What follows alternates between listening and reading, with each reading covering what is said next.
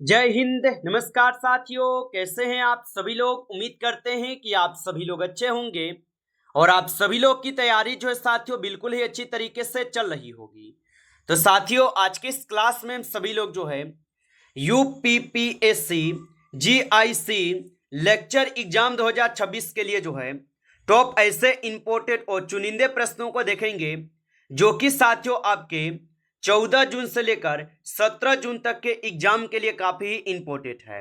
तो साथियों, यदि आपका भी एग्जाम 14 से लेकर 17 जून तक के हैं तो आपके लिए क्लास जो है साथियों रामबाण क्लास साबित होंगे। तो आप इस क्लास को बिल्कुल अच्छी तरीके से लास्ट तक देखिएगा। तो चलिए क्लास को स्टार्ट करते हैं। उनसे पहले यदि आप इस चैनल पे पहली बार जुड़े हैं तो आप इस चैनल को सब्सक्राइब करके ऑल नोटिफिकेशन को भी ऑल पे दबा के जुड़ जाइए, जिससे कि जब भी कोई नई क्लास हो सबसे पहले क्लास का नोटिफिकेशन आपके पास पहुंच सके। तो आप इस चैनल को सब्सक्राइब कर लीजिए, साथ ही साथ आप जो है इस क्लास को भी लाइक जरूर कर लीजिएगा। तो चलिए क्लास को स्टार्ट करते हैं और देखिएगा क्वेश्चन क्या पूछा है। क्वेश्चन पूछे गए हैं कि निम्नलिखित में से किस वैज्ञानिक ने सर्वप्रथम यह प्रतिपादित किया कि ऊर्जा का न तो सृजन किया जा सकता है और न ही विनाश किया जा सकता है। चलिए बताएंगे। ये सभी क्वेश्चन हम काफी इंपोर्टेंट और चुनिंदे क्वेश्चन लिए साथियों, जो आपके एग्जाम में 100% जो ये सभी क्वेश्चन आपको पूछे जाएंगे। और बताइएगा कि निम्नलिखित में से किस वैज्ञानिक ने सर्वप्रथम यह प्रतिपादित किया कि ऊर्जा का ना तो सृजन किया जा सकता है और ना ही विनाश। तो ये किए गए थे किसके द्वारा। तो यहाँ पे इस क्वेश्चन का आप सही जवाब ऑप्शन यहाँ पे सी करेंगे। ऑप्शन सी सही जवाब है। चलिए अगला प्रश्न देखेंगे। यहाँ पे 2 नंबर क्वेश्चन पूछा है, भारतीय संविधान के किस अनुच्छेद में वित्त आयोग के गठन का प्रावधान है। चलिए बताएंगे कि भारतीय संविधान के किस अनुच्छेद में वित्त आयोग के गठन का प्रावधान होगा। तो ये हो जाएंगे अनुच्छेद 280 में। ऑप्शन यहाँ पे बी सही जवाब है, अनुच्छेद 280 में होगा। चलिए अगला प्रश्न देखेंगे। यहाँ पे 3 नंबर प्रश्न पूछे गए हैं, इलाहाबाद स्तंभ प्रशस्ति के रचयिता कौन थे। चलिए बताएंगे कि इलाहाबाद स्तंभ प्रशस्ति के रचयिता कौन थे। तो इसके रचयिता हो जाएंगे साथियों यहाँ पे हरिसेन। ऑप्शन बी करेंगे सही जवाब, हरिसेन हो जाएंगे। चलिए अगला प्रश्न देखेंगे। यहाँ पे 4th नंबर क्वेश्चन पूछे गए हैं कि स्वदेशी आंदोलन का तत्कालिक कारण क्या था।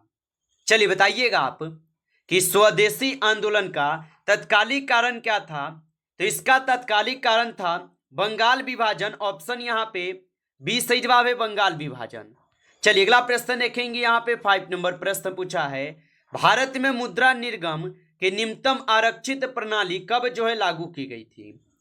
तो भारत में मुद्रा निर्गम की निम्नतम आरक्षित प्रणाली कब लागू की गई। तो ये लागू किए गए थे 1957 में। ऑप्शन सी सही जवाब है। चलिए अगला प्रश्न देखेंगे। यहाँ पे प्रश्न पूछा है कि कोस्का का पावर हाउस किसे कहा जाता है। चलिए बताएंगे साथियों कि कोस्का का पावर हाउस किसे कहा जाता है। तो कोस्का का पावर हाउस माइटोकॉन्ड्रिया को कहते हैं। ऑप्शन यहाँ पे बी सही जवाब है, माइटोकॉन्ड्रिया को। अगला प्रश्न देखेंगे। यहाँ पे प्रश्न पूछा है, महाबलीपुरम के रथ मंदिरों का निर्माण जो है यह किस वंश ने कराया था। तो महाबलीपुरम के रथ मंदिरों का निर्माण किस वंश ने करवाया था। तो ये करवाए थे पल्लव वंश ने। ऑप्शन यहाँ पे बी सही जवाब है, पल्लव वंश होगा। आगे देखिए अगला प्रश्न यहाँ पे है कि पूर्ण स्वराज का प्रस्ताव भारतीय राष्ट्रीय कांग्रेस ने किस अधिवेशन में पारित किया था। तो पूर्ण स्वराज का प्रस्ताव भारतीय राष्ट्रीय कांग्रेस ने किस अधिवेशन में पारित किया था। तो ये पारित किए थे लाहौर अधिवेशन में। ऑप्शन यहाँ पे बी सही जवाब है, लाहौर अधिवेशन में होगा। अगला प्रश्न देखेंगे। यहाँ पे प्रश्न पूछा है कि भारत में सकल घरेलू उत्पाद की गणना कौन करता है। तो भारत में सकल घरेलू उत्पाद की जो गणना करता है, इसकी गणना किए जाते हैं राष्ट्रीय सांख्यिकी कार्यालय के द्वारा। ऑप्शन सी होगा सही जवाब यहाँ पे। आगे देखिएगा अगला प्रश्न यहाँ पे पूछे गए आपसे 10th नंबर प्रश्न पूछा है, मानव शरीर की सबसे बड़ी अंतस्रावी ग्रंथि कौन सी है। तो मानव शरीर की सबसे बड़ी अंतस्रावी ग्रंथि जो है थायराइड है। ऑप्शन ए यहाँ पे सही जवाब है, थायराइड ग्रंथि है। आगे देखेंगे अगला प्रश्न यहाँ पे है, और प्रश्न क्या पूछा है, विक्रमशिला विश्वविद्यालय की स्थापना किसने की थी? चलिए बताएंगे कि विक्रमशिला विश्वविद्यालय की स्थापना किसने की थी। तो विक्रमशिला विश्वविद्यालय की स्थापना किए गए धर्मपाल के द्वारा, जो कि ऑप्शन ए सही जवाब है, धर्मपाल के द्वारा। चलिए अगला प्रश्न देखेंगे, गांधी इरविन समझौता किस वर्ष जो है हुआ था? तो गांधी इरविन समझौता किस वर्ष हुआ? तो 1931 में गांधी इरविन समझौता हुआ था। ऑप्शन यहाँ पे सी सही जवाब है। आगे देखेंगे अगला प्रश्न यहाँ पे पूछे गए आपसे, भारतीय संविधान की प्रस्तावना में समाजवादी शब्द किस संशोधन द्वारा जो है जोड़ा गया था? तो भारतीय संविधान की प्रस्तावना में समाजवादी शब्द किस संशोधन द्वारा जोड़े गए? तो ये जोड़े गए थे 42वां संविधान संशोधन के द्वारा। ऑप्शन यहाँ पे 20 सही जवाब है। आगे देखेंगे अगला प्रश्न यहाँ पे पूछा है, ध्वनि निर्वात में क्यों नहीं चल सकती? चलिए बताएंगे कि ध्वनि निर्वात में क्यों नहीं चल सकती। तो आप बताएंगे ध्वनि जो ये निर्वात में क्यों नहीं चल सकती, तो माध्यम के अभाव में जो है नहीं चल सकती। ऑप्शन यहाँ पे 20 सही जवाब है। आगे देखेंगे अगला प्रश्न है कि आईने ए अकबरी के लेखक जो है कौन थे? तो आईने ए अकबरी के लेखक जो है यहाँ पे कौन थे? तो यहाँ पे इस क्वेश्चन का आप सही जवाब ऑप्शन यहाँ पे ए करेंगे, अबुल फजल होगा। ऑप्शन ए सही जवाब है, अबुल फजल होगा। चलिए आगे देखेंगे अगला प्रश्न यहाँ पे है, भारत छोड़ो आंदोलन के समय भारत के वायसराय कौन थे? चलिए बताएंगे। और आप अभी तक इस क्लास को साथियों लाइक नहीं किए हैं तो इस क्लास को एक बार आप लाइक कर लीजिए। नए जुड़े हैं आप इस चैनल पे तो चैनल को सब्सक्राइब करके ऑल नोटिफिकेशन को ऑल पे दबा के जुड़ जाइए, जिससे कि जब भी कोई नई क्लास हो सबसे पहले क्लास का नोटिफिकेशन आपके पास जो है पहुंच सके। तो आप इस चैनल को सब्सक्राइब कर लीजिएगा। और भारत छोड़ो आंदोलन के समय भारत के वायसराय कौन थे? तो उस समय वायसराय थे आपके कौन? लॉर्ड लीन लिथंगे थे। ऑप्शन ए यहाँ पे इस क्वेश्चन का जो है बिल्कुल ही सही जवाब हो जाएंगे। आगे देखिएगा अगला प्रश्न यहाँ पे पूछे गए, प्रश्न पूछा है कि मुद्रास्फीति का सबसे प्रतिकूल प्रभाव किस पर पड़ता है? तो मुद्रास्फीति का सबसे प्रतिकूल प्रभाव किस पर पड़ता है? तो ये पढ़ते हैं आपके किस पे? तो यहाँ पे इस क्वेश्चन का सही जवाब ऑप्शन यहाँ पे बी करेंगे, निश्चित आय वर्ग में। ऑप्शन यहाँ पे बी सही जवाब है, निश्चित आय वर्ग में होगा। आगे देखेंगे अगला प्रश्न यहाँ पे है, मानव रक्त का पीएच मान जो है लगभग कितना होता है? तो मानव रक्त का पीएच मान लगभग जो है यहाँ पे कितना होता है? तो आप बताएंगे 7.4 होते हैं। ऑप्शन यहाँ पे बी सही जवाब है, 7.4 होते हैं। आगे देखेंगे अगला प्रश्न यहाँ पे पूछे गए 90 नंबर प्रश्न है कि प्रयाग प्रशस्ति किस शासक की उपलब्धियों का वर्णन करती है? तो प्रयाग प्रशस्ति किस शासक की उपलब्धियों का वर्णन करती है? तो याद रखेंगे यहाँ पे 90 नंबर क्वेश्चन का सही जवाब ऑप्शन बी होगा, चल समुद्रगुप्त के होगा। ऑप्शन यहाँ पे बी सही जवाब है, समुद्रगुप्त के हो जाएंगे। आप अच्छे से इनको याद रखेंगे। आगे देखेंगे अगला प्रश्न यहाँ पे पूछे गए और प्रश्न पूछा है आपसे कि कैबिनेट मिशन भारत जो है ये कब आया था? चलिए बताएंगे कि कैबिनेट मिशन जो है ये भारत कब आए थे। तो कैबिनेट मिशन जो है ये भारत आए हुए थे कब? तो आप बताएंगे ये 1946 में आए थे। ऑप्शन यहाँ पे बी सही जवाब है, 1946 में आए थे। चलिए अगला प्रश्न देखेंगे यहाँ पे 21 क्वेश्चन है, भारतीय संविधान की कौन सी अनुसूची दल बदल विरोधी कानून से संबंधित है? तो भारतीय संविधान का निम्नलिखित में से कौन सा अनुसूची दल बदल विरोधी कानून से संबंधित है? तो यहाँ पे हो जाएंगे 10वीं अनुसूची। ऑप्शन सी लगा रहे हैं तो सही जवाब है 10वीं अनुसूची होगा। आगे देखेंगे अगला प्रश्न यहाँ पे पूछा है, विटामिन B12 में कौन सी धातु जो है पाई जाती है? तो विटामिन B12 में कौन सी धातु पाई जाती है? तो विटामिन B12 में जो है यहाँ पे पाए जाते हैं आप सभी लोग का कौन सा धातु? तो याद रखेंगे यहाँ पे कोबाल्ट धातु पाए जाते हैं। ऑप्शन सी सही जवाब है, कोबाल्ट होगा। चलिए अगला प्रश्न देखेंगे कि गौतमी पुत्र सातकर्णी किस वंश का महान शासक था?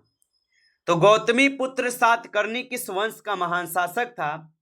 तो ये हो जाएंगे आप सभी लोग का सातवाहन के। ऑप्शन ए सही जवाब है, सातवाहन के हो जाएंगे। चलिए अगला प्रश्न देखेंगे और प्रश्न पूछे गए हैं कि साइमन कमीशन भारत आगमन कब किया था? तो साइमन कमीशन का भारत आगमन कब हुआ था? तो ये हुए थे आप सभी लोग का कब? तो 1928 लगाएंगे। ऑप्शन यहाँ पे 20 से जवाब है, 1928 में हुआ। आगे देखेंगे अगला प्रश्न यहाँ पे पूछे गए, भारतीय अर्थव्यवस्था में रेपो दर कौन निर्धारित करता है? तो भारतीय अर्थव्यवस्था में रेपो दर कौन निर्धारित करता है? तो 25 क्वेश्चन का सही जवाब ऑप्शन यहाँ पे बी होगा, भारतीय रिजर्व बैंक। ऑप्शन यहाँ पे बी सही जवाब है। चलिए अगला प्रश्न देखेंगे। प्रश्न यहाँ पे है, मानव शरीर की सबसे लंबी हड्डी जो है कौन सी है? तो मानव शरीर की सबसे लंबी हड्डी जो है यहाँ पे हो जाएंगे फीमर। ऑप्शन सी कीजिएगा, फीमर जो मानव शरीर की सबसे लंबी हड्डी है। आगे देखेंगे अगला प्रश्न यहाँ पे है कि मनसबदारी प्रथा किस मुगल शासक ने प्रारंभ की थी? तो मनसबदारी प्रथा किस मुगल शासक ने प्रारंभ की थी? तो 27 क्वेश्चन का सही जवाब ऑप्शन सी है, अकबर हो जाएगा। ऑप्शन सी सही जवाब है, अकबर होगा। आगे देखेंगे अगला प्रश्न यहाँ पे है, भारतीय राष्ट्रीय कांग्रेस का प्रथम विभाजन किस अधिवेशन में हुआ था? तो भारतीय राष्ट्रीय कांग्रेस का जो प्रथम विभाजन है ये किस अधिवेशन में हुआ था? तो ये हुए थे आपके किस अधिवेशन में? तो आप बताएंगे ये सूरत अधिवेशन में हुए थे। ऑप्शन यहाँ पे सी सही जवाब है, सूरत अधिवेशन में। आगे देखेंगे अगला प्रश्न यहाँ पे है, भारतीय संविधान में संवैधानिक उपचार का अधिकार किस अनुच्छेद में दिया गया है? तो भारतीय संविधान में संवैधानिक उपचार का अधिकार किस अनुच्छेद में दिए गए? तो ये दिए गए थे अनुच्छेद 32 में। ऑप्शन सी सही जवाब है, अनुच्छेद 32 में होगा। आगे देखेंगे अगला प्रश्न यहाँ पे है, प्रकाश संश्लेषण के दौरान उत्पन्न ऑक्सीजन का स्रोत क्या है? चलिए बताएंगे कि प्रकाश संश्लेषण के दौरान उत्पन्न ऑक्सीजन का स्रोत क्या है? तो इसका स्रोत हो जाएंगे जल। ऑप्शन यहाँ पे बी करेंगे, जल हो जाएगा। आगे देखिए अगला प्रश्न यहाँ पे पूछे गए हैं आपसे 31 नंबर प्रश्न, भारत में कृषि लागत एवं मूल्य आयोग की स्थापना मूलतः किस वर्ष जो है की गई थी? तो भारत में कृषि लागत एवं मूल्य आयोग की स्थापना मूलतः किस वर्ष की गई थी? तो ये किए गए थे कब? तो ये 1965 में किए गए। ऑप्शन ए सही जवाब है, 1965 में।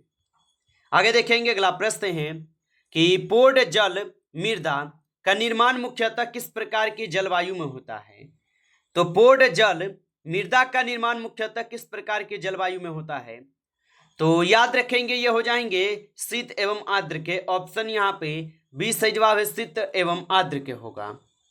चलिए अगला प्रश्न देखेंगे। यहाँ पे प्रश्न पूछे गए और प्रश्न क्या पूछा है कि भारत में भौगोलिक संकेतक का पंजीकरण किस अधिनियम के अंतर्गत जो है किया जाता है? तो भारत में भौगोलिक संकेतक का यहाँ पे पंजीकरण किस अधिनियम के अंतर्गत किया जाता है? तो ये किए जाते हैं आप सभी लोग का किसके अंतर्गत? तो ये होते हैं आपके किसके द्वारा? तो यहाँ पे इस क्वेश्चन का सही जवाब ऑप्शन यहाँ पे सी है। चलिए अगला प्रश्न देखेंगे और प्रश्न पूछा है कि रामसर अभिसमय का मुख्य उद्देश्य क्या है? तो रामसर अभिसमय का मुख्य उद्देश्य क्या है? तो इनका उद्देश्य होगा आर्द्र भूमियों का संरक्षण। ऑप्शन यहाँ पे डी सही जवाब है। चलिए अगला प्रश्न देखेंगे और प्रश्न पूछे गए 35 नंबर, उत्तर प्रदेश का भदोही कालीन उद्योग मुख्यतः किस पर जो है निर्यात के लिए जो प्रसिद्ध है? तो उत्तर प्रदेश का भदोही और कालीन उद्योग मुख्यतः किस प्रकार के निर्यात के लिए प्रसिद्ध है? तो ये हो जाएंगे यहाँ पे हस्त निर्मित ऊनी कालीन के लिए। ऑप्शन यहाँ पे ए सही जवाब है। नमस्कार साथियों, इस क्लास में टॉप 35 क्वेश्चन थे जो काफ़ी इंपॉर्टेंट क्वेश्चन थे। साथियों यदि आपको क्लास अच्छा लगा हो तो आप इस क्लास को लाइक करेंगे। नए जुड़े हैं आप इस चैनल पे तो चैनल को सब्सक्राइब करके ऑल नोटिफिकेशन को ऑल पे दबा के जुड़ जाइए, जिससे कि जब भी कोई नई क्लास हो सबसे पहले क्लास का नोटिफिकेशन आपके पास जो है पहुँच सके। तो आप इस चैनल को सब्सक्राइब कर लीजिएगा। चलिए फिर मिलते हैं आपसे एक नेक्स्ट टॉपिक के साथ नेक्स्ट क्लास में। तब तक के लिए जय हिंद, जय भारत।